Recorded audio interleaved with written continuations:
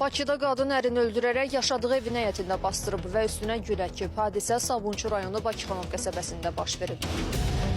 Əldə etdiyimiz məlumata görə hadisə Komsomol dairəsinin 6-cı döngəsində qeydə alınıb. Təfərrüatları öyrənmək üçün qəsəbə sakinlərinə üst tutduq, lakin sakinlər hadisədən xəbərsiz olduqlarını bildirdilər. Hadisənin hansı səbəbdən baş verdiyi məlum olmasa da, qadın qətlin izini itirmək üçün ərini itkin kimi qələmə verib.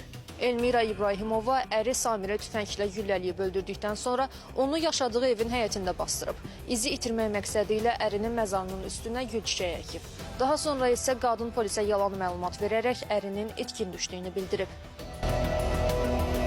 1985-ci il təvəllüddü Əliyev Samir Arifoğlunun itkin düşməsi ilə bağlı 2024-cü il dekabrın 24-də ailə üzvləri tərəfindən polisə müraciət edilib. Daxili İşlər Nazirliyinin mətbuat xidmətindən lentaza bildirilib ki, polis və prokurorluq əməkdaşlarının birgə keçirdikləri əməliyyat istintaq tədbirləri nəticəsində Samir Əliyevin 1986-cı il təvəllüddü həyat yoldaşı İbrahimova Elmira Vidadi qızı tərəfindən ov silahı ilə qətlə yetirildiyi və meyitin yaşadığı evin həyətində bastırıldığı müəyyən edilib. Cinayət əməlinin törətməkdə şübhəli bilinən Elmira İbrahimova tutularaq istintaqa təhvil verilib. Faktla bağlı başlanmış cinayət işi üzrə istintaq davam etdirilir.